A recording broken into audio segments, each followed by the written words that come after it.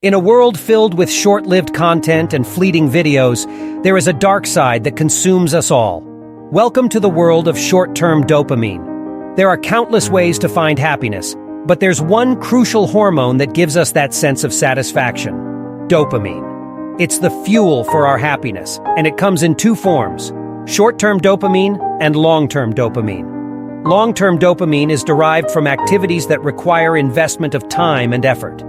It's the joy we experience in those fleeting moments when we put in the work, whether it's sweating it out at the gym, exploring new destinations, or simply immersing ourselves in a good book. These experiences demand our dedication and patience, but the rewards are immeasurable. But there are quicker ways to feel that instant surge of happiness: short-term dopamine. It's the lure of drugs, cigarettes, alcohol, and excessive shopping. We often refer to these shortcuts as unhealthy pleasures. We've been taught from our families to our schools that there are things we should never try, even once, because a lifetime of regret awaits us. However, there exists an invisible opiate that can wreak havoc on our minds far more than those unhealthy pleasures ever could. It's the insidious addiction to consuming an endless stream of short-form content over an extended period. A silent assassin that corrodes our thoughts and sabotages our minds. Not only TikTok, but we now have YouTube Shorts, Instagram Reels, and disappearing stories that vanish after 24 hours.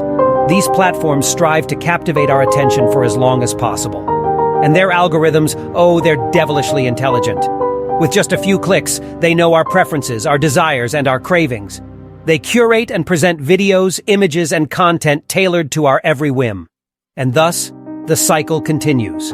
Videos endlessly appear, our fingers mindlessly scroll, our eyes unable to tear away from the screen. We fall into a state of trance. With the rise of short-form videos, our minds have never been more overwhelmed and depleted than they are now. TikTok, in particular, has ignited a frenzy with its visually captivating and incredibly brief content. It bombards our brains with instant doses of dopamine, fulfilling our immediate desires. And the algorithm's preference for entertainment-oriented content bewitches us, leaving us utterly spellbound. It's not just about following trends anymore. It's about the birth of a new culture, the culture of instant gratification. We find ourselves indulging in 30-second songs instead of savoring a 3-minute masterpiece. We settle for a single quote rather than immersing ourselves in the depth of a thick book. We only see the end results of successful people, forgetting the struggles and hardships that led them there. Let's explore the 3 inevitable consequences of prolonged indulgence in short content. First, your ability to concentrate suffers. Your brain becomes accustomed to being pampered, infected with the disease of lazy thinking. Short videos constantly appear and disappear, jarring music stimulates your auditory senses, and flashy visuals hijack your sight. Everything happens within 10 to 15 seconds, leaving you bewildered, unable to grasp the full meaning or take time to reflect on the content's message. Subconsciously, this mindless consumption is similar to overeating fast food without considering if you're hungry or full. You continuously watch short videos without pausing to ask yourself, what value have I gained from this? Second, the quality of information you consume diminishes. As the saying goes, good things take time. I believe in the proportional relationship between the time invested in research and the depth of knowledge acquired. Short content may suffice for general knowledge, but if you truly aspire to become an expert, you can't rely on watching Learn on TikTok videos alone. Lastly, you start favoring the virtual over the real. The ultimate consequence of abusing short content is that you blur the lines between online experiences and real-life encounters. You watch a few study with me videos and believe you're a diligent student.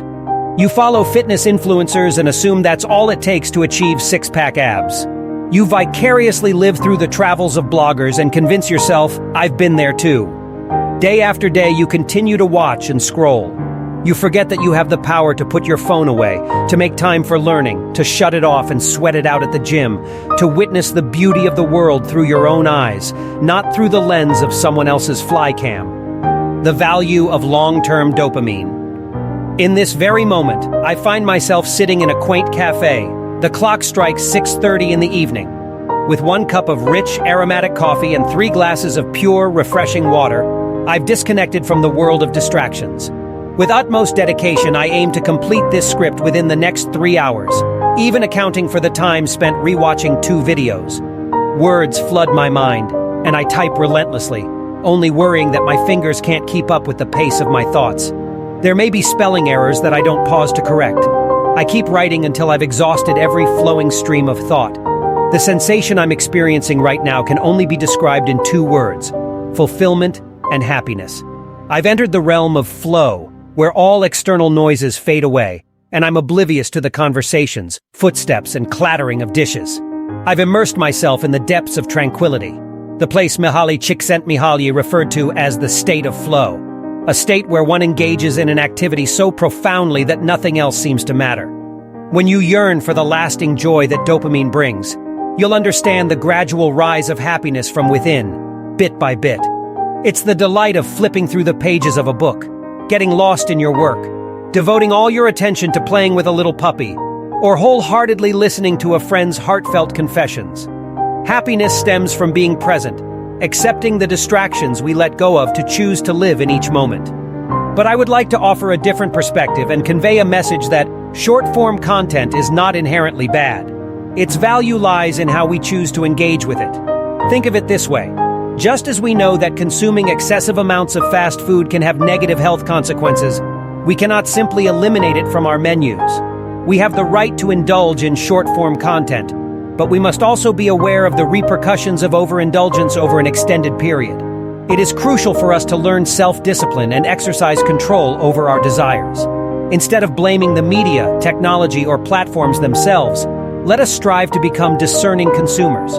By doing so, we can strike a balance between enjoying the convenience and entertainment that short-form content offers while being mindful of its potential drawbacks. It's time to break free from the cycle of short content addiction. Let's reclaim our concentration, seek knowledge that goes beyond superficiality, and rediscover the joys of living in the present. Only then can we truly appreciate the richness of life and the depths of our own potential. It's time to make a change. Will you join us on this journey?